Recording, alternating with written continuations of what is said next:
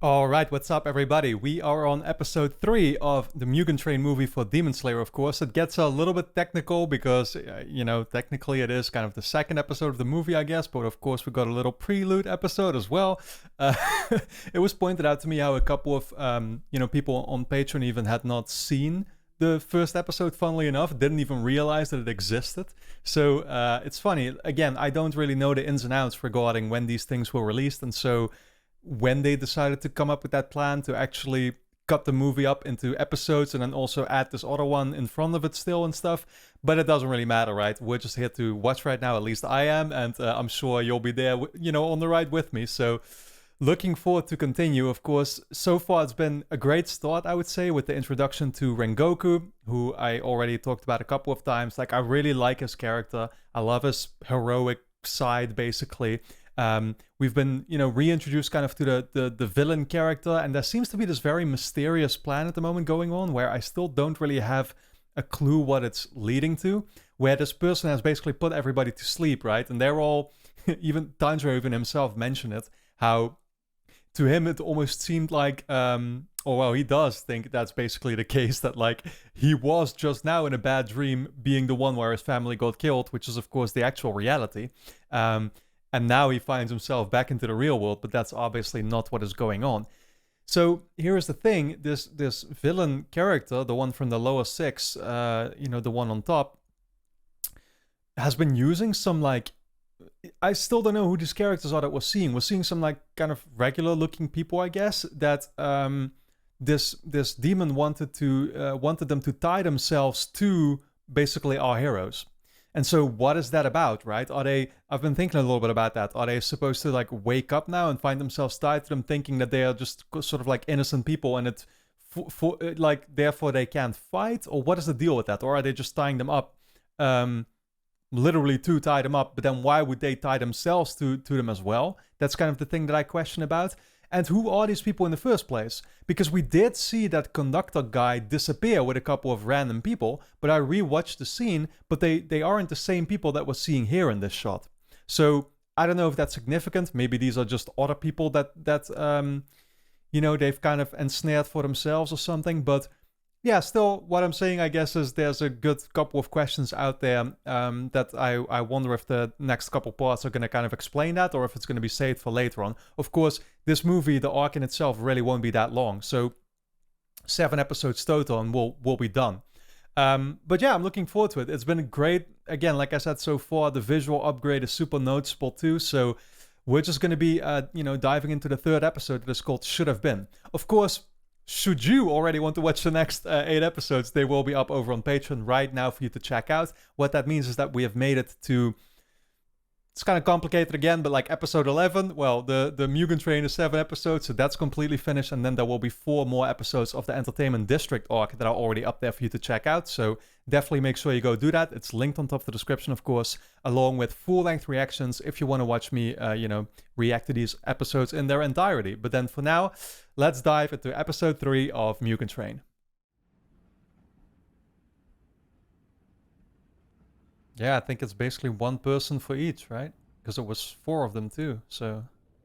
Okay, we are diving into like the other people's dreams too. So this is gonna be Zenitsu now.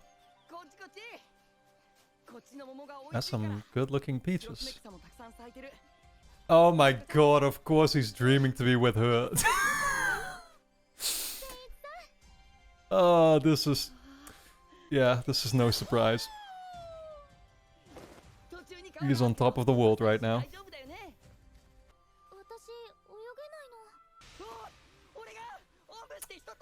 So he can play hero, right? Yeah, of course. What a great guy.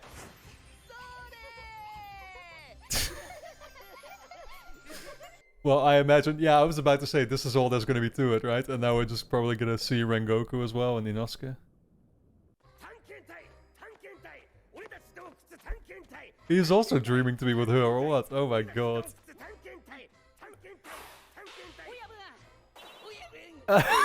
There are servants, of course. Underling.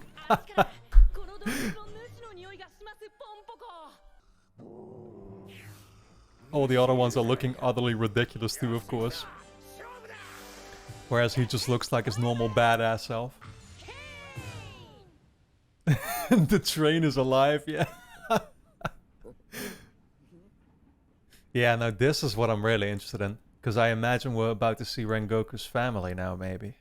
Because that seems to be a big part of what this movie is going to be about.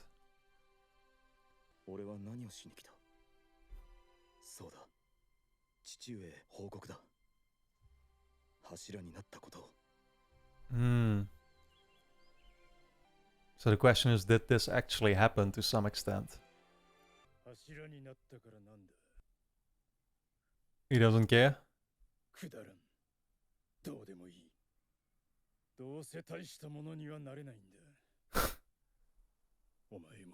And this is in his dream too? I figured like maybe this is how it actually played out. And that would have been sad as hell, but it's even happening now. Okay, yeah, and he did have a brother.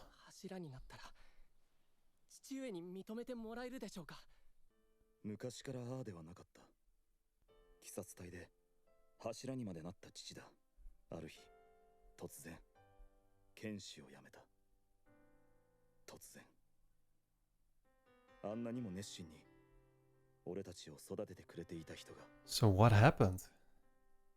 Certainly there's been a certain event that made him change or something.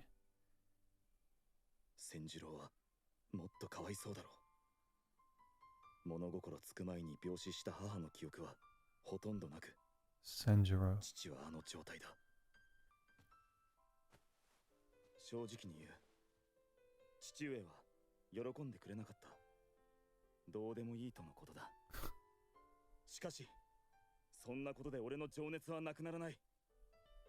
What a great character, man.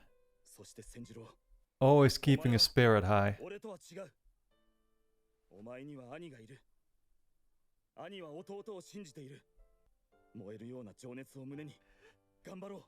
But I do wonder why he's dreaming this and how this relates to the real story then.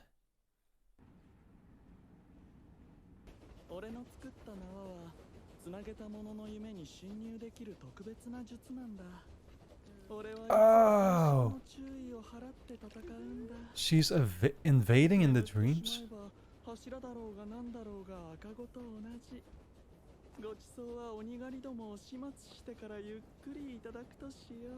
Oh my god, this character's voice is already hideous. Just as hideous as the character itself.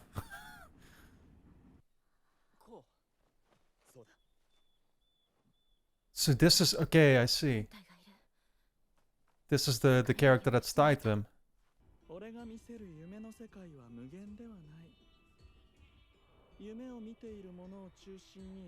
Circular with the dreamer in its center.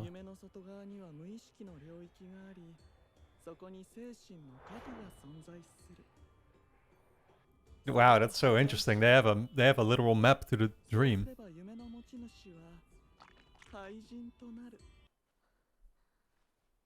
It's where the shadow stops.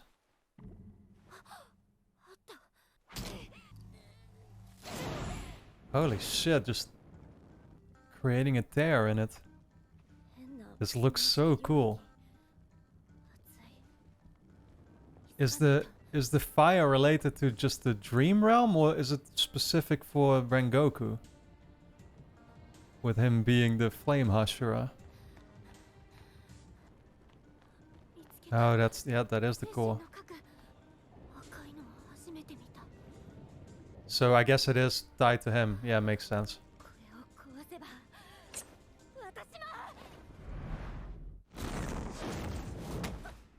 Oh shit! Did not expect that. How did he catch on to it though? Damn. Is he still asleep actually, or... Seems like it. They're not showing his face.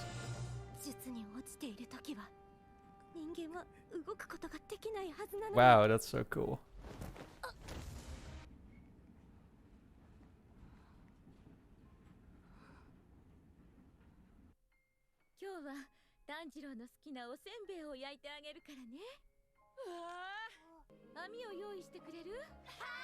But the question is, will Tanjiro be prepared for whoever is, you know, invading right now? Probably not.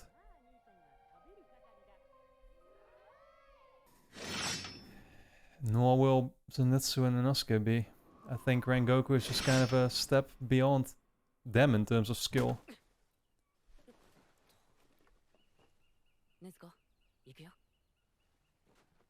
Nezuko, let's go.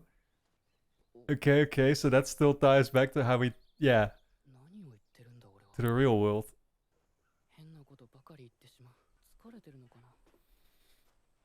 Just not aware that this is not reality. Oh, there is the box. What the hell?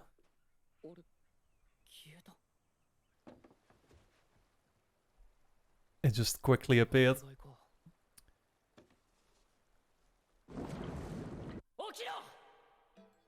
Oh shit. This is his real self warning him?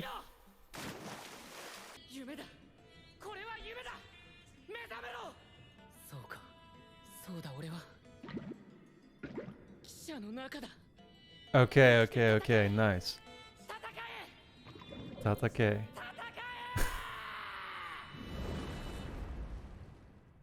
兄ちゃん、たくあんくれよ。なんでそんなお兄ちゃんから食べ物取るのよ。なんだよ。Yeah, what do you do now though? I was gonna say. Probably need to find that person just like Rengoku did.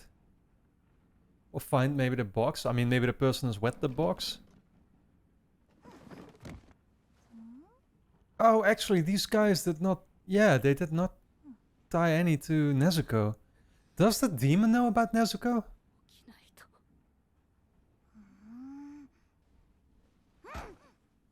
Just headbutting him. You probably wanna... Oh, shit. Oh, she just hurt herself by doing that.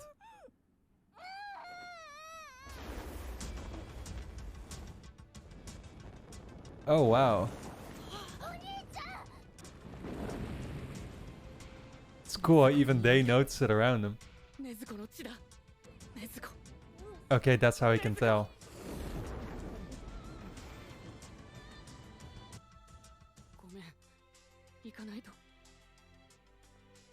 Yeah, I was gonna say though, maybe Nezuko needs to like...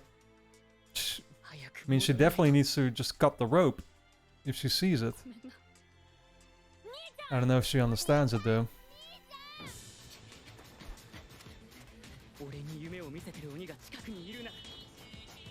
Ooh, I like this music theme.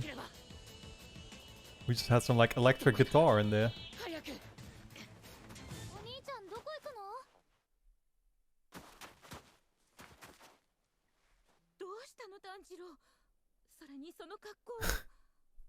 He must be so, yeah, confused. What is he thinking right now?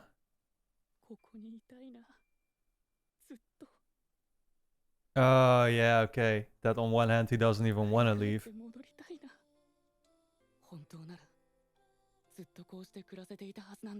Yeah, that's so sad. Yeah, I totally get the struggle because it's like, you know that you have to get out of here ASAP. But you'd rather just stay in here, you know?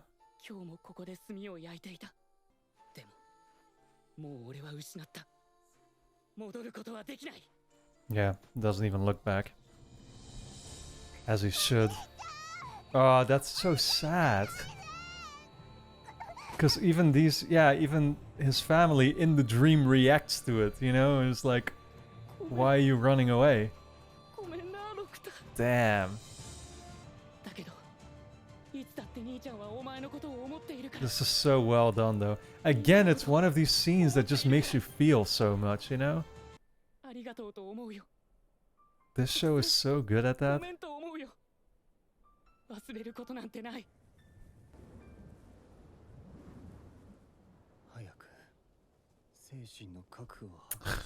There he is. I guess Tanjiro is about to run into him now though. Because he did choose to run himself. Oh. I had expected all kinds of water here now, but it's actually like clouds.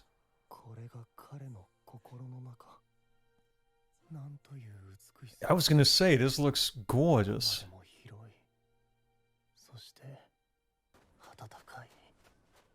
だ誰の核も破壊できてないじゃないか。まあ、時間稼ぎができているからいいけど。Buying us some time for what? いない。匂いはするんだ。かすかに。I mean, wasn't the plan to just have these guys kill them from within or something? Cripple them? Well, yeah, I guess they were just supposed to be crippled so that she could then fight them when they woke up, maybe.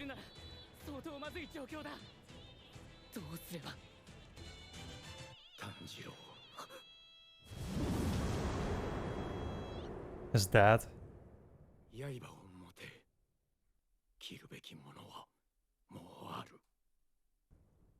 Take your sword, that's something you must cut. What does that mean? Like, he needs to make a tear himself now into the... Yeah, I guess so. To find the person.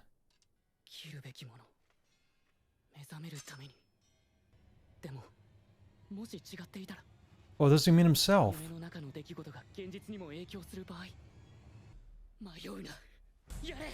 Is that what Tanjiro is thinking? That he has to kill himself?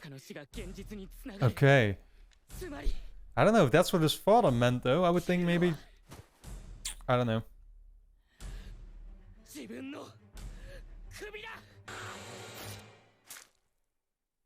Ah, no, of course they had to end it there. So I know there was some debate going on whether I should be watching this kind of as a standalone movie on its own in its entirety, right? Or if I should cut it up in episodes and do it that way. For myself, it just seemed like the better and more convenient way to approach it, you know, like a little bit more light for me as well in terms of the workload, of course. But what I really like about this episode then is that it really did feel like its own self-contained episode within the movie, because it just explored the dreams of all the characters, right? So that's literally what the whole 25 minutes or something of the episode was completely focused on, and I enjoyed that. Yeah, to then talk about, what's actually... It's so... Well, I want to start over that end there, and I just talked about it right at the end of the reaction, but it makes me wonder if Tanjiro's dad telling him to pick up a sword because he needs to cut something, whether he actually meant to kill himself in that moment. That's what Tanjiro figured, right? And he was about to do it. But I would kind of speculate that, like, well, that's probably not what he means, because we've already seen, for example, Rengoku deal with a situation by going into a stair and taking care of the guy that was tied to him. So maybe, I don't know, it depends. Like, Tanjiro killing himself, will it actually wake him up from his dream or not? Because now that there's that person tied to him or whatever, that's kind of the question, I guess. Is that person being tied to him now, does that mean that he will always stay in his dream, even if he does hurt himself or something? Maybe Tanjiro is about to find that out, literally, like, damaging himself and realizing that, like, I don't know, it's not doing anything or something, but I'm not sure if that's where it's going or not. But, yeah, that being said, once again, it's... that's another thing. That scene near the very end there, right, with his family and stuff, where Tanjiro is basically choosing to just go his own path because he's become aware that he's trapped in his dream right now, and he even struggles and literally spells out how he's so sad about that fact because he loves it here, right? He's finally reunited with his family, the family that got killed at the very beginning of the show. This is how his life always should have been. And so now it's like, that this is not reality. You need to get out of here, but it's so difficult for him, right? And then even, seeing him make that decision there, but his family in the dream still reacts to it and don't understand what's going on. And so they're like, where are you going? Where are you going? It makes it all the more difficult, obviously, for him. And it's once again another one of these scenes where I feel like this is what the show does so well, that the storyline isn't the most complex, or it isn't something where you need to be thinking ahead all the time like you would in an Attack on Titan, but it is very much a story with characters that you sort of feel for and, root for, but you understand their struggle so well, and you just kind of, I don't know, I'm not a big feeling person, so to call it, but with this show, the fact that it is sort of accomplishing that for me is a real big achievement. So, I once again really love that about it. And then obviously it's also funny at the beginning to see the dreams of Inosuke and of Zenitsu, which have, are very stereotypical or very obvious for the type of characters that we now know them to be. Where Zenitsu was just dreaming about him being with being with Nezuko and her looking up to him so much, and then Asuka was just dreaming about being the fearless leader who will put these idiots in their place, that are following him around. Yeah, and then maybe that, obviously there was that one part of Rengoku that was super interesting because it didn't feel like a dream sequence. Rengoku wasn't dreaming something that he wishes was the case. I would not think that he would wish that his father didn't care about him joining the Hashira. It's actually a very sad, what seems to be more like a memory, therefore, right? And so that's what I do very much wonder about. And there's a storyline there going on with his brother that we're going to find out more about. And he is such a, again, despite those things affecting him clearly, he's not letting them affect him in a real in a real way, if that makes sense, in a practical way, because he's still there for his brother, and that's so honestly awesome to see. This was a fantastic episode. I thought I really enjoyed it, and this movie in general has been great so far already. Just a couple more episodes and then we're going to be basically near the end. So I'm going to be watching one more here myself and I can't wait to dive into it. Of course, should you already want to watch the next 8 episodes, they will be up over on Patreon, which is linked on top of the description. Over there, we have finished the Mugen Train movie, as well as the first 4 episodes of the Entertainment District arc should be up now for you to check out. So please go and do that. It's linked on top of the description, of course, along with full-length reactions if you want to watch the entire episodes along with me. But then for now, I want to thank you all for tuning in. Let me know your thoughts in the comments, and I look forward to seeing you back in the next episode.